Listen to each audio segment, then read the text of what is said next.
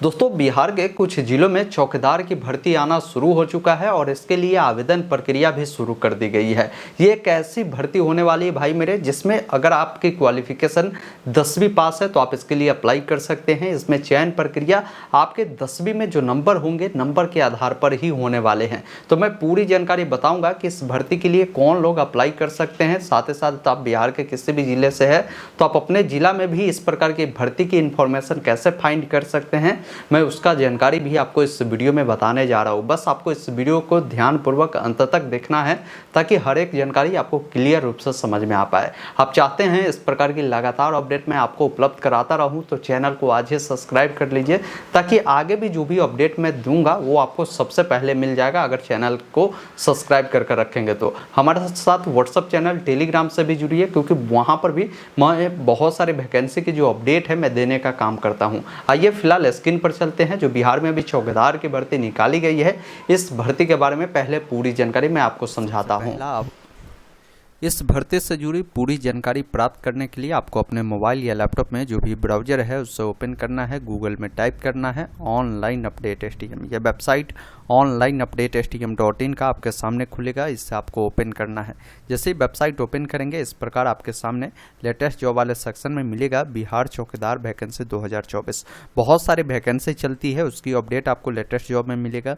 सरकार की जितनी योजना होती है सरकारी योजना में मिलेगा। एडमिट कार्ड, रिजल्ट और जो भी स्कॉलरशिप होते हैं उसका भी अपडेट मिल जाएगा। तो इस वेबसाइट को आप विजिट कर आप सारा अपडेट यहाँ से पा सकते हैं। आइए मैं पूरी जानकारी चौकीदार भर्ती के बारे में बताता हूँ। जैसे ही आप इस पर क्लिक करेंगे इस वैकेंसी को लेकर पूरी जानकारी आपको यहाँ पर हिंदी में बताई गई है। 223 पदों पर 10वीं पास के लिए बहाली है। ऑफलाइन माध्यम से इसका आवेदन प्रक्रिया शुरू किया गया है। बाकी देख पाएंगे कि किस कैटेगरी में कितने पद रखे गए हैं उसकी जानकारी आपको मिलेगी। शैक्षणिक योग्यता के बारे में, वेतन के बारे में, उम्र सीमा के बारे में भी जानकारी मिलेगी। तो नीचे आकर मैं पहले इसका नोटिफिकेशन डाउनलोड कर पूरी जानकारी मैं आपको समझाता हूं। यहाँ पर देखिए इसका ऑफिशियल नोटिफिकेशन का लिंक है, आप इस पर क्लिक करेंगे आपके सामने नोटिफिकेशन डाउनलोड होकर आएगा, जिसमें देखेंगे कोटिवार इन्होंने रिक्तियों की संख्या दर्शाया है। जैसे पद का यहाँ पर नाम बताया गया है कि पद का नाम चौकीदार है। कुल पद 223 रखा गया है, जिसमें अनुसूचित जाति के लिए 25 पद है। वही अनुसूचित जाति के महिलाओं के लिए 14 सीट निर्धारण है। अनुसूचित जनजाति के लिए यहाँ पर 5 सीट है, महिलाओं के लिए 2 सीट है। अत्यंत पिछड़ा वर्ग के लिए 53 सीट है। तो अलग अलग कैटेगरी के लिए बताई गई। महिलाओं के लिए सीट रिजर्व रखे गए हैं, ये ध्यान रखिएगा। बाकी सैलरी जो आपकी होगी लेवल 1 की सैलरी है, तो सैलरी काफ़ी अच्छी है। साथ में मैं आपको ये भी बता दूँ ये जॉब आपकी परमानेंट होने वाली है। आगे मैं नोटिफिकेशन में और भी जानकारी मैं बताता हूँ, जिसमें सबसे पहले समझिए कि इसके लिए शैक्षणिक योग्यता और अनुभव क्या मांगे गए हैं। तो देखिए इसमें बताया गया है कि न्यूनतम शैक्षणिक योग्यता अगर 10वीं पास है या मैट्रिक के समकक्ष जो भी अगर आपके पास डिग्री है किसी मान्यता प्राप्त बोर्ड से, तो आप इसके लिए अप्लाई कर सकते हैं। इसके अलावा बताया गया है कि जो इसमें सिलेक्शन होगा, जो 10वीं अथवा इसके समकक्ष जो भी परीक्षा में आपने अंक प्राप्त किया होगा उसके आधार पर ही होगा और मेरिट लिस्ट तैयार की जाएगी। मेरिट में जिन बच्चों का, जिन कैंडिडेट का नंबर जितना बेहतर होगा उनका सिलेक्शन के चांस जो है वो अधिक हो जाएगी। अगर किसी कैंडिडेट का, अगर मान लीजिए 2 कैंडिडेट अप्लाई करता है, दोनों का नंबर 85% होता है, तो वैसे स्थिति में क्या देखा जाएगा कि जिन अभ्यर्थी का जो उम्र है अधिक है उनका यहाँ पर वरीयता दिया जाएगा, मतलब उनका जो सिलेक्शन है वो किया जाएगा। जो अभ्यर्थी इसके लिए आवेदन करना चाहते हैं उनको साइकिल चलाने के भी ज्ञान होना आवश्यक है। इन बातों को आप ध्यान रखिएगा। अब इसके लिए उम्र सीमा क्या रखा गया, तो उम्र सीमा जो है न्यूनतम आपकी 18 वर्ष होगी। अधिकतम जो जनरल वाले पुरुष होंगे उनका 37 साल है। पिछड़ा वर्ग, अत्यंत पिछड़ा वर्ग के पुरुष महिलाओं के लिए जो है यहाँ पर 40 साल है और जनरल के महिलाओं के लिए भी 40 साल है। अनुसूचित जाति जनजाति के पुरुष महिलाओं के लिए 42 साल है। उम्र आपका जो काउंट होगा 1/7/2024 के अनुसार काउंट किए जाएंगे। बाकी यहाँ पर बताया गया कि आवेदन करने की प्रक्रिया तथा इसका समय सारणी समझिए कि आवेदन कैसे करना है। देखिए इसमें इन्होंने बताया कि त्रुटि रहित आवेदन पत्र सीधे निबंधित डाक या स्पीड पोस्ट के माध्यम से जिला नियोजनालय कार्यालय Arwal block campus Arwal pin code भी इन्होंने दिया है कि इस एड्रेस पर आप भेज सकते हैं। मतलब क्या है कि फॉर्म जब भी आप भरेंगे तो उसमें कोई गलती आपको नहीं करना है, सही रूप से फॉर्म को भरना है। और फॉर्म आप या तो चाहे तो निबंधित डाक के माध्यम से भेज सकते हैं या स्पीड पोस्ट के माध्यम से, ये इनका एड्रेस है, इस एड्रेस पर आप भेज सकते हैं। अब ये कब तक आप भेज सकते हैं तो इसके बारे में भी इन्होंने बताया कि आवेदन पत्र दिनांक 20 जुलाई 2024 शाम 5 बजे तक जो है स्वीकार किए जाएंगे। इसके बाद अगर आप फॉर्म को भेजते हैं तो उस फॉर्म पर कोई भी विचार नहीं किया जाएगा, आपका फॉर्म एक्सेप्ट नहीं करे जाएंगे। तो हर हाल में 20 जुलाई 2024 तक आपकी फॉर्म जो है इनके कार्यालय पहुंच जानी चाहिए। अब आइए समझते हैं कि यहाँ पर फॉर्म भेजने का जो पता है, जिला नियोजन पदाधिकारी जो अरवल जिला नियोजनालय कार्यालय है, जो कि अरवल प्रखंड परिसर अरवल पिन कोड इतना है, इस एड्रेस पर आप भेज सकते हैं, जो लिफाफा के ऊपर आपको लिखकर भेजना होगा।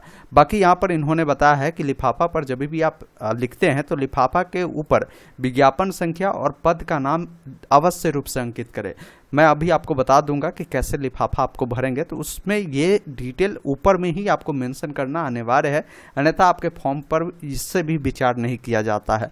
अब देखिए, इसके लिए कुछ शर्तें हैं कि फॉर्म कौन भर सकते हैं, इसके लिए क्या कंडीशन है, वो भी जानना बेहद जरूरी है। तो इसमें बताया गया है कि आवेदक द्वारा समय नियत प्रविष्टि के अधीन अंकित आरक्षण का दावा नहीं करने पर किसी भी परिस्थिति में आरक्षण का लाभ जो है नहीं दे होगा। मतलब जब आप फॉर्म भरेंगे उस समय अगर फॉर्म में अगर आप आरक्षण के बारे में जानकारी नहीं भरते हैं तो बाद में अगर आप चाह कर भी चाहेंगे आरक्षण का बेनिफिट लेना तो वो बेनिफिट आपको नहीं मिलेगा, और बाद में आरक्षण को लेकर किसी भी परिस्थिति में आपकी डिटेल जो है परिवर्तन भी नहीं होगा। तो इसलिए फॉर्म भरते समय ध्यान जरूर रखिएगा।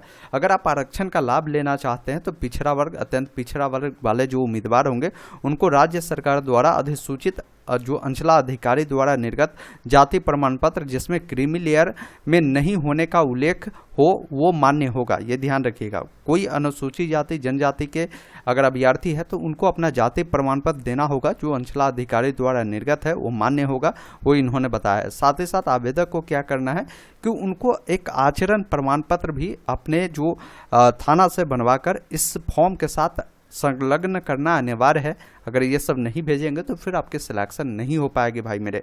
बाकी इन्होंने बताया है कि जो स्वतंत्रता सेनानी के पोता पोती नती नतिन है उनको 2% का जो शैक्षिक आरक्षण है वो दिया जाएगा। इसके अलावा महिलाओं के लिए 35% का क्षैतिज आरक्षण का जो प्रावधान है वो रखा गया है। कोई दिव्यांग कैंडिडेट है उनको 4% का जो क्षैतिज आरक्षण है उसका प्रावधान इसमें रखा गया है।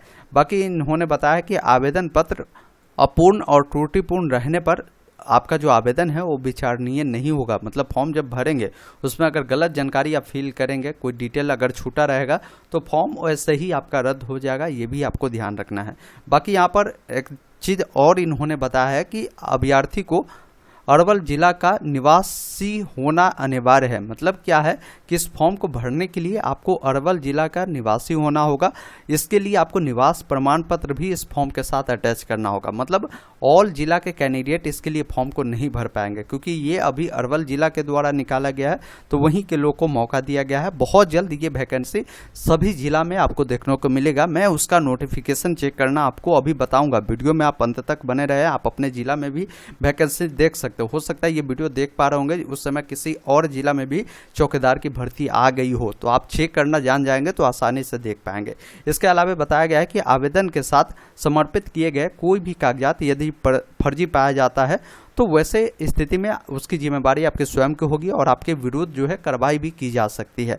बाकी इन्होंने एक और जानकारी दिया कि इसके साथ जो भी आप डॉक्यूमेंट लगाते हैं उनका जीरोक्स करवाकर उसके नीचे आपको स्व अभिप्रमाणित यानी सिग्नेचर कर फॉर्म के साथ अटैच करना है। जैसे आपके शैक्षणिक योग्यता प्रमाण पत्र आपको देना है, जैसे 10वीं का है तो 10वीं का मार्कशीट सर्टिफिकेट लगाइएगा, निवास प्रमाण पत्र जो कि आपके अरवल जिला का होना चाहिए, जाति प्रमाण पत्र आपको देना होगा। इसके अलावा बताया गया आचरण प्रमाण पत्र आपको देना होगा। साइकिल चलाने के लिए आपको एक घोषणा जो पत्र है वो आपको देना होगा। दिव्यांग है तो दिव्यांग प्रमाण पत्र देना होगा। स्वतंत्रता सेनानी के पोता पोती नातिन है तो इसका जो प्रमाण पत्र है वो आपको देना होगा। इसके अलावा हाल का खींचा हुआ जो पासपोर्ट साइज का फोटो है वो आपको देना होगा। आधार कार्ड आपको देना होगा। तो ये 9 डॉक्यूमेंट जो है आपको देना होगा, जो आप पर लागू होता है वो हर हाल में फॉर्म के साथ अटैच करिएगा। अब फॉर्म भरने का जो है कोई शुल्क नहीं है, ये इन्होंने क्लियर लिखा है। बाकी नोट में इन्होंने बताया है कि जो नियुक्ति प्रक्रिया है बिहार चौकीदार स्वर्ग नियावली 2006 के जो प्रावधान है उसके आधार पर किया जाएगा। इसके बारे में इन्होंने बताया है।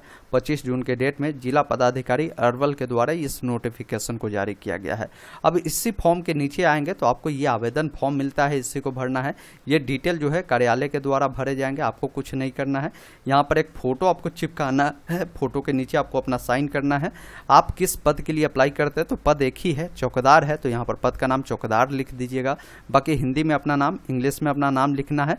जिला नियोजन कार्यालय अरवल का जो निबंधन संख्या है वो आपको लिखना होगा। पिता का नाम, अगर कोई महिला है तो पति का नाम लिखेगी, और माता जी का नाम लिखना है। डेट ऑफ बर्थ जो भी होगा, जैसे जो भी दिन होगा, किसी का डेट ऑफ बर्थ मान लीजिए 5 जनवरी है तो 05, एकमा महीना है तो 01, और 2005 है तो यहाँ पर 200 यहाँ पर 5 लिखेंगे। इस प्रकार डेट ऑफ बर्थ लिखेंगे। बाकी शब्दों में आपको लिखना है। उम्र की जो गणना है 1/7/2024 के अनुसार आपका कितना हो रहा है, कितना साल हो रहा है वो लिखेंगे, कितना महीना और कितना दिन हो रहा है ये आपको लिखना है। बाकी आपका जेंडर जो भी है, पुरुष है या महिला है, वो बताएंगे। यहाँ पर पूछा गया है कि क्या आप किसी आरक्षित वर्ग से है तो हाँ लिखें, नहीं है तो नहीं आप लिखेंगे। अगर है तो अपने जाति के बारे में यहाँ पर लिखेंगे कि कौन जाति से, अनुसूचित जाति, जनजाति या पिछड़ा वर्ग, अत्यंत पिछड़ा वर्ग, वो लिखेंगे। जाति का नाम यहाँ पर लिखना है। अस्थाई पूर्ण पता लिखना है, मतलब आप जहाँ भी रहते हैं वो जानकारी देंगे। वर्तमान पता आप बताएंगे। अस्थाई पूर्ण पता का मतलब परमानेंट एड्रेस जो है, आपका जन्म जहाँ हुआ वो लिखेंगे। वर्तमान पता में जहाँ भी रहते हैं वो जानकारी आपको लिखना है। मोबाइल नंबर देना है। दिव्यांग है तो हाँ, अन्यथा नहीं आपको लिखना है। कोई अगर दिव्यांग है तो बताएंगे किस प्रकार की दिव्यांगता है, उसका क्या परसेंटेज है वो जानकारी देंगे। क्या आप अरवल जिले के अस्थायी निवासी है तो यहाँ पर आपको हाँ लिखना है, और आपको अपना पूरा जो पता है वो लिख देना है। 15 नंबर में आपकी शादी हो चुकी है उसके बारे में बताएंगे, विवाहित है कि अविवाहित है, ये जानकारी देनी है। 16 नंबर में पूछा गया है कि क्या आप पूर्व से सरकारी सेवा में कार्यरत है, हाँ ना में आपको जवाब देना है। अगर हाँ तो उसका विवरण देंगे कि किस पद पर, किस डिपार्टमेंट में काम करते हैं, वो सब जानकारी आपको देनी है।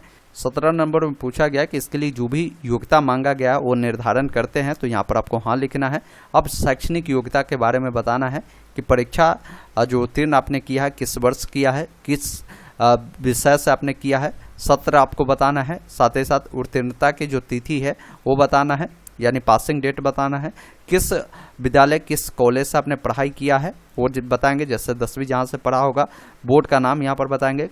कुल कितने नंबर आपको मिले हैं, यहाँ पर कुल प्राप्तांक पूछा गया, मतलब कितने नंबर के एग्जाम हुए थे। 500 का हुआ था तो 500 लिखेंगे। यहाँ पर प्राप्त प्राप्तांक पूछा गया, मतलब जितना आपको नंबर मिले हैं उसमें वो जानकारी देनी है। क्या परसेंटेज है, श्रेणी क्या है, वो जानकारी देनी है। तो इस प्रकार शैक्षणिक योग्यता के बारे में आपको बताना है।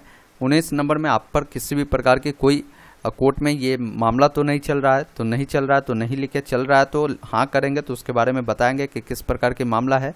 क्या आप जो है आपको कभी न्यायालय द्वारा दंडनीय किया गया है तो आप यहाँ पर हाँ लिखें, नहीं तो नहीं आपको लिखना है। हाँ करेंगे तो बताएंगे कि क्यों आपको किया गया है। बाकी आपके शरीर में कोई कटा उटा का निशान हो तो यहाँ पर आप लिख सकते हैं। 2 निशान के बारे में मांगा गया है। अब इसमें ये डॉक्यूमेंट की सूची इन्होंने दिया है कि इन सभी डॉक्यूमेंट को अटैच करना है, तो डॉक्यूमेंट के बारे में आप जानकारी देख लीजिएगा। बाकी यहाँ पर आपको घोषणा देना है किस स्थान से फॉर्म को फिल कर रहे हैं, किस तिथि को भर रहे हैं, और यहाँ पर आपको जो फोटो है वो भी आपको चिपकाना है और नीचे में साइन करना है। बाकी उम्मीदवार का हिंदी में और इंग्लिश में सिग्नेचर आपको करना है। अब ये जो डिटेल है, जब फॉर्म आप जाएंगे कार्यालय में भेजेंगे तो कार्यालय के द्वारा जो है ये मोहर वोहर किया जाएगा, आपको कुछ करने की ज़रूरत नहीं है। अब इस फॉर्म को भरने के बाद मैंने जो डॉक्यूमेंट आपको बताया, डॉक्यूमेंट के बारे में यहाँ भी दिए गए हैं। इन सभी डॉक्यूमेंट को जिरोक्स करवाकर उसका फ़ोटो स्टेट करवाने के बाद नीचे में सिग्नेचर कर देना है। अब आपको क्या करना है, मार्केट से एक लिफाफा लेना है। लिफाफा लेने के बाद सबसे पहला काम क्या करना है, यहाँ पर ऊपर में आपको लिखना है विज्ञापन संख्या 01/2024 है, और 2024 आप यहाँ पर लिखेंगे। और पद का जो नाम है चौकीदार है, तो यहाँ पर इतना लिखना सभी कैंडिडेट को जरूरी है। ऊपर में आप जरूर ये चीज़ लिखिएगा। बाकी इस साइड में फॉर्म लिखकर आप अपना नाम, village, post office, pin code, district, mobile number, ये सब जानकारी लिखेंगे। मतलब फॉर्म आप कहाँ से भेज रहे हैं, इस साइड अपना जानकारी देनी है। और इस साइड 2 लिखकर क्या लिखना है, जिला नियोजनालय पदाधिकारी अरवल, जिला नियोजनालय कार्यालय अरवल, प्रखंड परिसर और अरवल पिन कोड इसका जो है ये है, जो कि नोटिफिकेशन में एक बार आप कंफर्म कर लेंगे, आप इस एड्रेस पर इसको भेजना है। तो ये सब डिटेल जो है इसी अनुसार आपको भरना है, जिस अनुसार मैंने आपको बताया है। अब इस लिफाफा के अंदर फॉर्म, जो भी डॉक्यूमेंट मैंने बताया उसका जीरोक्स कराकर, फोटो जो भी बताए गए हैं उन सबको डालकर आपको स्पीड पोस्ट कर देना है, ताकि आपका फॉर्म जो है, जो निर्धारित तिथि है उससे पहले पहुंच जाए। अब आइए मैं बताता हूं कि बिहार के अन्य जिला के भी वैकेंसी आप कैसे देख सकते हैं, क्योंकि ये वैकेंसी अब आना शुरू हुआ है तो बहुत सारे जिला में ये वैकेंसी आपको देखने को मिलेगा। यहाँ पर Bihar all district NIC portal का लिंक आपको मिल जाता है, आप सिंपली इस पर क्लिक करेंगे। आप बिहार के जिस भी जिला से आते हैं, जैसे यहाँ पर ये वैकेंसी भी अरवल में आई है, तो सभी जिला का वेबसाइट, एनआईसी का जो वेबसाइट है वो सेम है। आप उस जिला का वेबसाइट ओपन करेंगे, यहाँ पर देखिए नोटिस वाला ऑप्शन मिलेगा। अगर कहीं नाम मिले तो यहाँ पर जो मोर का ऑप्शन है, आप इस पर जब क्लिक करेंगे तो देखिए नोटिस मिलता है, नोटिस में रिक्वायरमेंट मिलता है, जिस पर आप क्लिक करेंगे तो यहाँ पर देखिए आपको एडवर्टाइजमेंट निकाला गया है वैकेंसी के लिए, चौकीदार पद के लिए, जिसके बारे में जानकारी दिया गया है। इसका अंतिम तिथि 20 जुलाई 2024 है। यहाँ से आप क्लिक करेंगे तो नोटिफिकेशन मिल जाएगा। इसी अनुसार आप अन्य जिला से है, जैसे अररिया का देखना है तो अररिया का ओपन करेंगे और उसी अनुसार यहाँ पर पहले नोटिस वाला ऑप्शन खोजिएगा तो मिल गया। यहाँ पर ना मिले तो मोर पर जाकर देखना है, यहाँ पर मिलेगा तो फिर आपको रिक्वायरमेंट वाले ऑप्शन में आना है और यहाँ पर रिक्वायरमेंट पर जब क्लिक करेंगे तो वैकेंसी वाले डिटेल में आपको डिटेल मिलेगी। जैसे यहाँ पर अभी KRP वैकेंसी को लेकर अपडेट दी गई है, तो KRP का अभी मेरिट आ रही है तो उसके बारे में दिया गया है। विकास मित्र की वैकेंसी अभी चल रही है, उसके बारे में इन्होंने अपडेट दिया है। तो इस अनुसार देखना होगा कि किस जिला में वैकेंसी चल रही है, कहाँ नोटिफिकेशन आया है, हर जिला का इसी अनुसार आपको वैकेंसी देखने की प्रोसेस है, जिसके बारे में बताया। दोस्तों अभी आपने देखा, मैंने आपको इस भर्ती से जुड़ा हर एक जानकारी डिटेल में आपको बताया। बाकी आप हमें कमेंट बॉक्स में एक बार अपने जिला का नाम अवश्य बताएंगे, ताकि आपके जिला के रिगार्डिंग भी अगर कोई अपडेट आता है तो उसका इन्फॉर्मेशन मैं आप तक पहुंचा सकूं। बाकी इस वीडियो को सभी दोस्तों के साथ शेयर करिए और कहीं भी कोई डाउट है आप हमें कमेंट बॉक्स में ज़रूर लिखिए।